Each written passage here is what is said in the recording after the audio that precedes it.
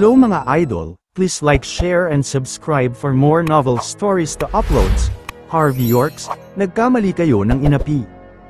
Kabanata 36.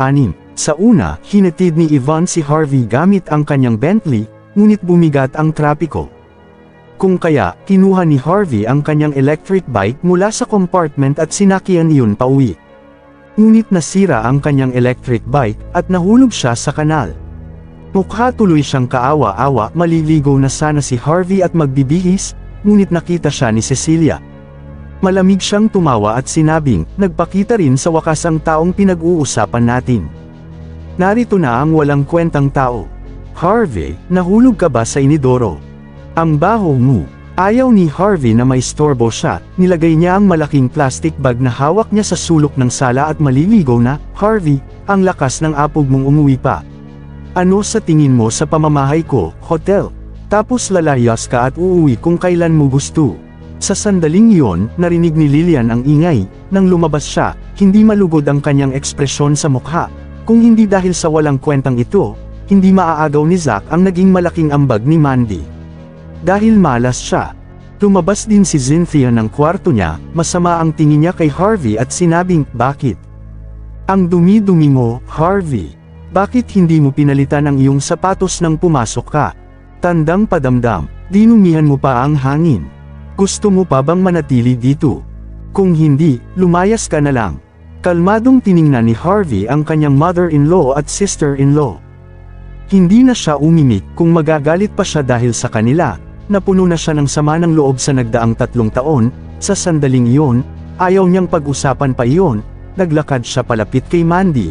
Nung una, seryoso ang mukha niya, matapos niyang makita ang magandang mukha ni Mandy, lumambat ang kanyang puso, nahihiya niyang sinabi, mahal, hindi ba sinabi mo na kailangan ng kumpanya mo ng $800,000? Umisi si Cecilia, kahit ang isang walang silbing asawa ay marunong ding mag-alala sa kanyang asawa. Ganoon ba? Biglang sumabat si Cecilia, hindi ka lang walang kwenta, wala ka pang hiya, ang manhid mo naman, paano mo nagawang pag-usapan ang ganito? Kabigat na bagay. Sigurado akong ang ibang lalaki ay gagawa ng paraan para maghanap ng pera kapag nangangailangan ng asawa nila, kahit ibenta pa nila ang lahat ng ari-arian nila, pero tingnan mo ang sarili mo.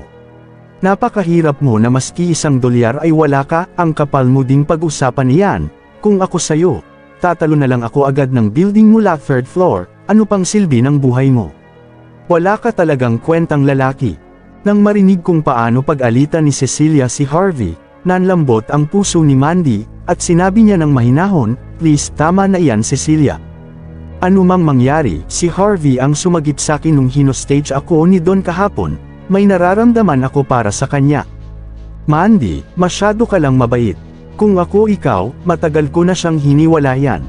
Natutulog siya sa salas mula nung kinasal kayo, ni hindi man lang kayo magkatabi matulog, anak ng tipaklong iyan. Hindi ko alam paano mo naaatim na makita ang pagmumukha ng walang kwentang lalaki na yan araw-araw. Kung ako yan, mandidiri akong tingnan man lang siya, alam mo ba yon? Paano mo kinaya? Oo, inulit ni Angel ang sinabi ni Cecilia sa tabi niya. Mandy, huwag mong sabihing naaantig ka dahil pumalit siya sa'yo sa pagiging hostage ng sandali kahapon, sabihin ko lang, ang mga bastardong yan ay masama at tuso, baka nga, nakipagsabwatan pa yan kay Don para linlangin ka nang makuha niya ang loob mo, kung hindi, bakit siya pinakawalan ni Don ng basta-basta lang? Kabanata 37, tama iyan. Mabilis na naulit ni Cecilia ang sinabi ng isa. Posibleng gawin ni Harvey ang ganoong nakakahiyang bagay, wala siyang kwenta habang si Don ay isang bangkarote, posibleng nagsabwatan sila, kung hindi, paanong ligtas at maayos si Harvey ngayon? Cecilia, Angel, tama na iyan. Sa wakas, hindi na napigilan ni Harvey ang kanyang sarili. Umabant siya at mapagmataas na tiningnan ang dalawang babae na nasa harap niya, walang duda sina Cecilia at Angel ay kaakit-akit, ang isa sa kanila ay sexy, habang ang isa ay cute, kahit na maldita sila ngayon, kaakit-akit at kaibig-ibig pa rin sila, nang mapansing nakatingin sa kanya si Harvey, na puno ng pagkasuklam si Cecilia, itong walang kwentang lalaking ito. Ang kapal ng mukha niyang tumingin sa best friend ng asawa niya. Isa siyang bastardo. Alam ko sinabi mo sa akin ito dati, Ang kumpanya ng aking asawa ay nangangailangan ng $800,000. Kung magagawa kong ibigay ang halagang iyon, luluhod ka sa harap ko at tawagin mo akong daddy mo, di ba? Masayang ngumiti si Harvey at tumingin kay Cecilia habang sinasabi ito. Oo, sinabi ko nga yan. Tumayo bigla si Cecilia, halos itulak niya ang dibdib ni Harvey. Oo, ilabas mo na ang pera ngayon. Kung hindi mo magagawa yan, kailangan mong lumuhod sa harap ko at tawagin akong mommy mo. Tama, kung magagawa mong maglabas ng ganong halaga ng pera, tatawagan din kitang daddy ko. Si Angel, na nasa tabi nila, ay hindi na mapigilan ang sarili niya, naiinis siyang tumayo. Sige, sigurado akong tatawagan ninyo ako, ngayong daddy ninyo. Kinuha ni Harvey ang plastic bag sa sulok pagkatapos nito, may dinakat siya sa loob ng plastic bag, at hinagis ang ilang perang laman nito, mabilis na nahulog sa sahig ang bundle ng pera, sa sandaling iyon, nanahimik ang buong paligid, ang mga bundle ng pera ay nakasalansan sa sala na parang brick, mukha itong isang maliit na bundok, at medyo nakakatakot tingnan. Ito, hindi makapaniwala si Mandy, napatulala siya at sandaling hindi nakaimik ang mga ito. Hindi ito peke, halos ihagis ni Lillian ang kanyang sarili sa bundok ng pera, pumulot siya ng ilang bundle at maingat na sinuri ito, makalipas ang ilang sandali, bahagyang nawala ang kanyang galit, sa kabilang banda, nakangangalang si Cynthia, kahit na siya ay ipinanganak sa isang malaking pamilya, hindi pa siya nakakita ng $800,000 na nakasalansan ng ganyan sa harap niya. Kabanata 38. Samantala, saglit na nagpunta si Harvey sa kusina para uminom ng tubig nang makatanggap ito ng long-distance call mula sa Pinas. Ang tawag ay nagmula sa kanyang kaibigan na si Master Edwin. Kaya agad niyang sinagot ang tawag, "Hello Harvey, kamusta na?" sabi ng nasa kabilang dulo ng linya. "Ayos lang ako Brother Edwin, ikaw, kamusta na?" "Siya nga pala, ba't napatawag ka?" "Gusto ko lang malaman kung ayos na ang lahat sa iyo Brother Harvey."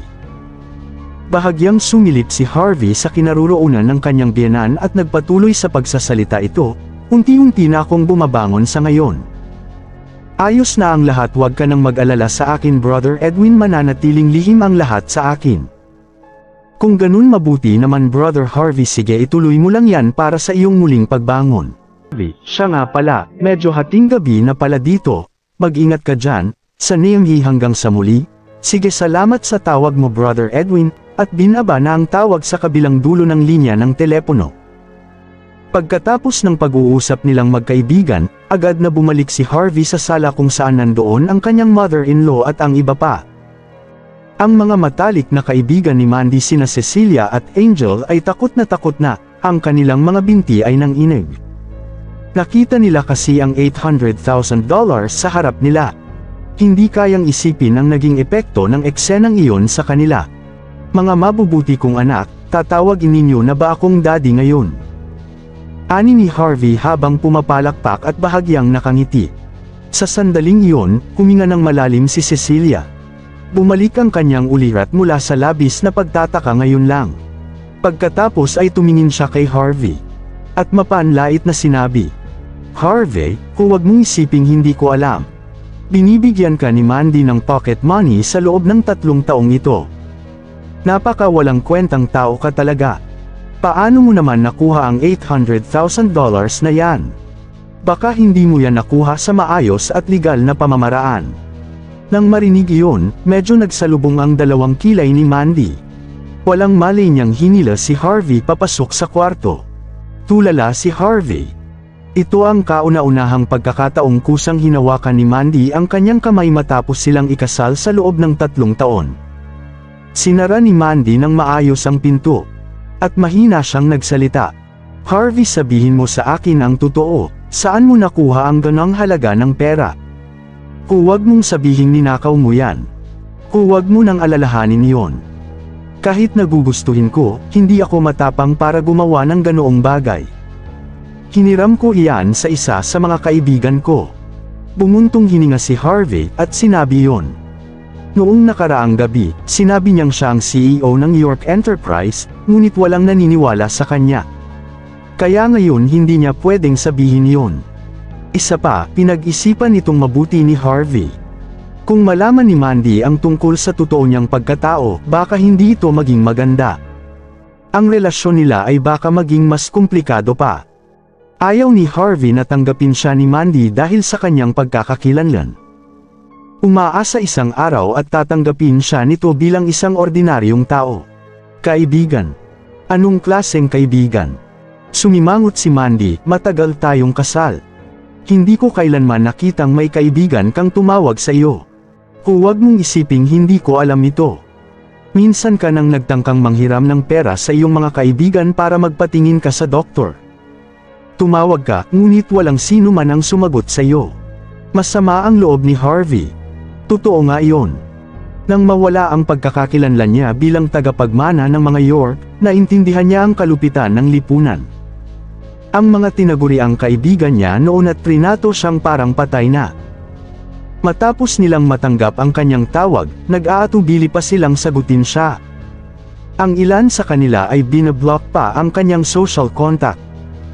Napangisi si Harvey, pinilit na tiisin ang sakit ng nakaraan. Naglakad siya ng ilang hakbang. Nang marating niya ang pintuan ng kwarto, tumalikod siya at sinabi, kaibigan ko siya at kaklase sa isang universidad, at gumawa siya ng investment. May utang na loob siya sa akin noon. Ngayon ay pinahiram niya ako ng pera bilang kabayaran. Kunin mo lang ang pera at gamitin ito. Anong klaseng utang na loob ang meron siya sa iyo? Hindi pa rin makapaniwala si Mandy. Kinutya ni Harvey ang sarili niya. Hindi mo ba alam ang mga kakayahan ko? Noong nag-aaral ako sa universidad, palagi kong pinagsisilbihan ang mga hirdirong kasama ko sa dorm. Naghahanda ako ng pagkain nila, at tinutulungan ko pa silang maglaba at magluto. At syempre nagsumikap ako kahit wala akong makuhang credits para doon. Nang nagsabi si Harvey ng ganong bagay, naniwala sa kanya si Mandy. Ito ay dahil sa magaling sa mga gawaing bahay si Harvey. Kung talagang pinaglingkuran niya ang mga hirdero, nasa katwiran nga kung papahiramin siya ng mga ito ng pera. Pero bahagyang naguluhan si Mandy nang marinig yun kay Harvey. Matapos mag-atubili ng ilang sandali, sinabi niya, huwag kang mag-alala. Kapag naka-recover na ang aking kumpanya, ibabalik ko sa iyo ang pera sa lalong madaling panahon. Sige, hindi siya tinanggihan ni Harvey. Kung sinabi niyang hindi niya kailangang ibalik ang pera, maghihinala pa lalo si Mandy, at hindi niya maipapaliwanag iyon sa kanya.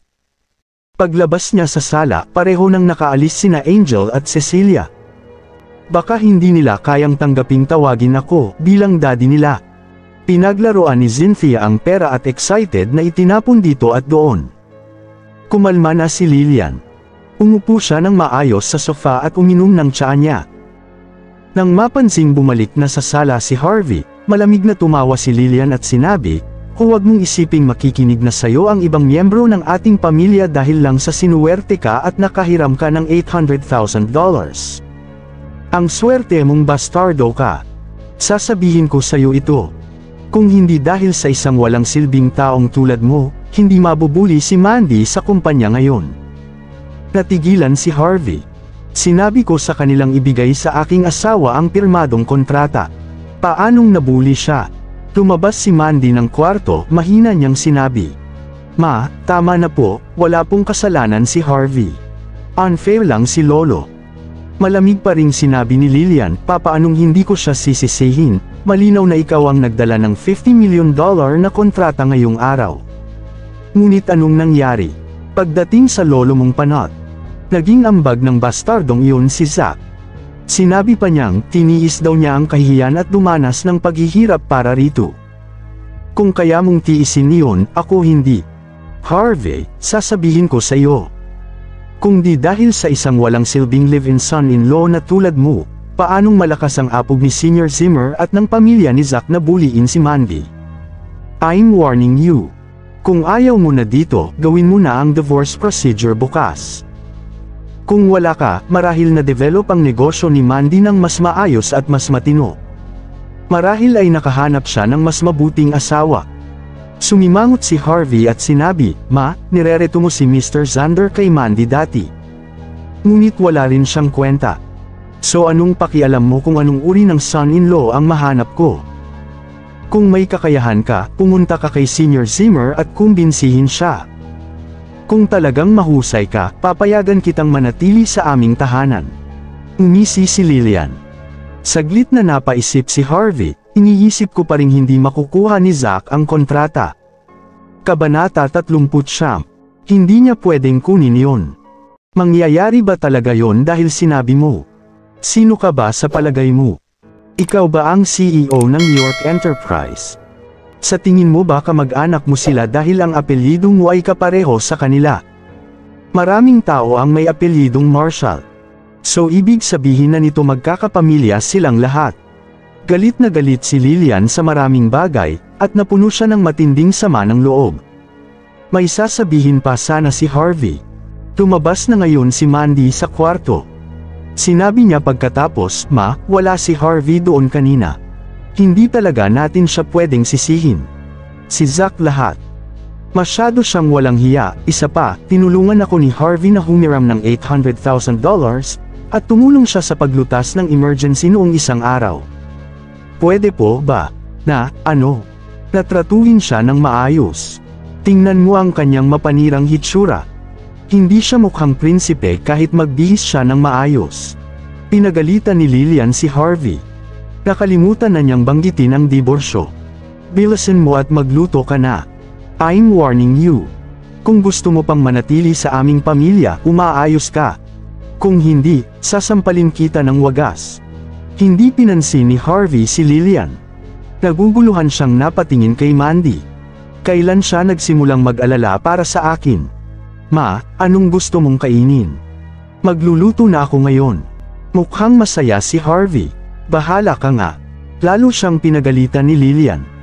Bakit ba may isang walang silbing tao? Paano niya nagagawang maging masaya matapos siyang pag-alitan ng ganoon? Kinaumagahan, minaneho ni Zack ang kanyang BMW at nagtungo sa York Enterprise. Matapos siyang magpakilala, ang babaeng receptionist ay magalang siyang dinala sa reception room ng kumpanya. Nang makita kung paano kumilos ang receptionist, halos matawa si Zack. Malinaw na, si Mandy ang nakakuha ng kontrata. Ngunit ngayon, ang buong kontribusyon ay kanya lamang. Nilagdaan ng mga Zimmer ang kontrata at maayos itong nihanda. Basta madala niya ito sa York Enterprise, makukuha nila ang pondo pagkatapos plantsahin ang ilang karagdagang detalye sa York Enterprise. $50 million ang halaga niyon. Nang maisip iyon ni Zack, ang dami niyang pwedeng gawing kalokohan sa ganong halaga ng pera. Ang pinakamaliit na magagawa niya sa kontratang iyon ay ang palitan ng kanyang sasakyan ng bagong sports car. Tumawa siya sa loob. Bukod doon, siya ang itinuturing na may pinakamalaking kontribusyon sa pangatlong henerasyon ng mga Zimmer. Mula noon, ang mga Zimmer ay pag-aari lamang niya. Habang iniisip iyon ni Zack, may nakita siyang isang tao. Halos tumalon siya sa sobrang excitement. Pumunta siya sa pintuan ng reception room at sinabi, "Oy, Harvey, ikaw nga. What the fuck? You're a loser. Sinong nagsabing pumunta ka rito at pahiyain ang iyong sarili? Hindi mo ba alam kung anong klaseng lugar ito? Lumayas ka na. Kung dudumihan mo ang lugar na ito, wala kang kahit anong kakayahang bayaran yon." Humikab si Harvey at tiningnan si Zack. Talagang masigla itong lokong ito, bulong ni Harvey. Maaga siyang pumunta kasama ang kontrata. Natatakot ba siyang mawala ang perang kanilang nakuha? Hindi siya pinansin ni Harvey. Tumalikod siya, at aalis na sana. Ngunit hinawakan ni Zack ang kanyang manggas. Pagkatapos ay sinigawan siya ni Zack, "Hoy bubuk! Kinakausap kita. Hindi mo ba ako narinig? Ginamit mo ang pera ng mga Zimmer araw-araw. Anong pagpapanggap ang ginagawa mo ngayon?" Sa sandaling iyon, may mga nakapansin sa pagtatalo nilang dalawa. Makalipas ang ilang sandali, dalawang security guard ang lumapit sa kanila. "Ano ang ingay na yan? Alam mo ba kung anong klaseng lugar ito?" Sinigawan sila ng isa sa mga security guard mula sa malayo. Nang marinig iyon, mabilis na pinakawalan ni Zack si Harvey. Nahihiyang sabi niya, "Mga sir, ito ang walang silbing tao mula sa pamilya Zimmer. Nangangamba ako na naparito siya at baka manggulo lang ito. Saktong dumating ka, bilisan mo at palayasin na siya sa lugar na ito." Ang dalawang security guard ay malinaw nang nakita ang mukha ni Harvey. Naging medyo tuliro sila. Hindi ba siya ang ating bagong presidente? Personal niyang sinesante ang leader ng security team noong kamakalawa. Sino ang lalaking ito? Alam ba niya kung anong ginagawa niya ngayon? May sasabihin sana ang isa sa mga security guard, ngunit umiling-iling si Harvey at pinigilan siya. Pagkatapos ay sinabi niya ng mahinahon, "Zack, pumunta ako dito para mag-apply ng trabaho. Labas ka na rito. Maghanap ng trabaho. Tingnan mo nga ang sarili mo. Isa kang talunan. Anong klaseng trabaho ang pwede mong applyin dito? Sigurado akong walang gustong kumuha sa iyo bilang kanilang security guard. Hindi ba tama ako?" Malamig na ngumiti si Zack at sinabi iyon. "Anong pakialam mo?" Ganting sagot ni Harvey. "Talunan ka lang at walang kwenta. Pumunta ka ba rito para maging tagalinis?" Patuloy na pangungutya ni Zack. Narinig niyang si Harvey ay miserable ang naging buhay sa mga Zimmer. Para siyang alipin sa bahay araw-araw. Nalaman ito ni Zack. Umisi si Harvey, pagkatapos ay tumingin siya sa mga security guard at sinabi, "Sir, nasaan ang personnel department? Pakisamahan ako." Bagaman, gulat ang mga security guard, mabilis silang nag-react. Pagkatapos, sinabi nila, "Dito po ang dancer." Nang makarating sila ng opisina, mahinahon na sinabi ni Harvey, "Ayokong makita o marinig na pinag-uusapan ako. Naiintindihan ninyo ba?" "Opo, naintindihan na namin ngayon. Wala kaming nakita ngayon." Walang tigil na tumango ang dalawang security guard. Bagaman hindi nila alam kung anong klaseng libangang meron ang kanilang CEO. Alam nilang may iba't ibang libangan ang mga mayayaman. Narinig pa nga nilang may isang taong nagmamay-ari ng ilang milyong dolyar na nangongolekta ng mga bagay-bagay. Siyempre, hindi na sila naglakas loob na banggitin yon. Kabanata 40. Matagal nang nakarating sa opisina si Yvonne. Nakasuot siya ng transparent na white suit sa araw na yon. Nang makita niyang papasok ng opisina si Harvey, pinaghanda niya siya ng isang tasa ng tsaa.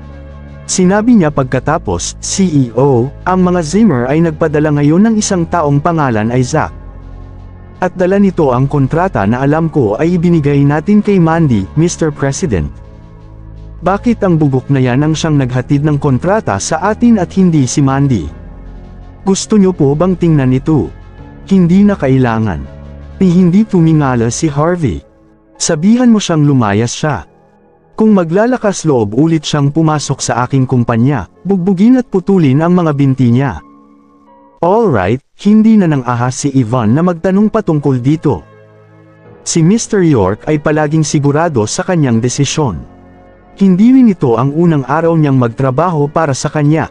Sa reception room, si Zack may mukhang medyo malungkot. Pakiramdam niya ay minalas siya nang mabangga niya si Harvey ngayon lang. Ngayon ang York Enterprise ay hindi man lang nag-abala sa kanya, at iniwan siya doon ng halos kalahating oras. Bahagya siyang naiinis at akmang magagalit. "Tao po!" Sumigaw siya. Makalipas ang ilang sandali, may isang receptionist na lumapit sa kanya at marahang sinabi, "Sir, pwede po bang huwag kang maingay?" "Sino ka ba? Ang kapal mong sabihan akong huwag maingay dito." Tumayo si Zack, pagkatapos ay tumingin siya sa dalagang nasa harapan niya na may interes. Pagkatapos ay may pagnanasa niyang sinabi, "Dalaga, sa palagay ko mas mabuti kung huwag nang magtrabaho bilang receptionist dito. Kung sasama ka sa akin, masisiguro kong mas magiging interesante ito para sa iyo kaysa maging isang receptionist." "Sir, pakiusap po, umayos po kayo ng asal ninyo. May karakter ka. Gusto ko yan." Piliitin ni Zack ang mga mata niya. Mahusay siyang makitungo sa mga babaeng receptionist tulad niya. Basta't gumastos siya ng konti, madali niya silang makukuha. Bago pa man siya nakakilos, biglang nagngit-ngit na bumukas ang pinto ng reception room. Pumasok si Yvonne sa opisina na naka-high heels, at "Mr. Zimmer, pasensya na sa paghihintay ng matagal." Tiningnan ni Zack si Yvonne mula ulo hanggang paa. Hindi nakakagulat na siya ang itinalagang secretary ng CEO.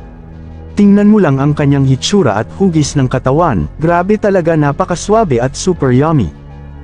Napakapalad talaga ng CEO na iyon, bulong ni Zack na may halong pagnanasa sa babaeng kaharap.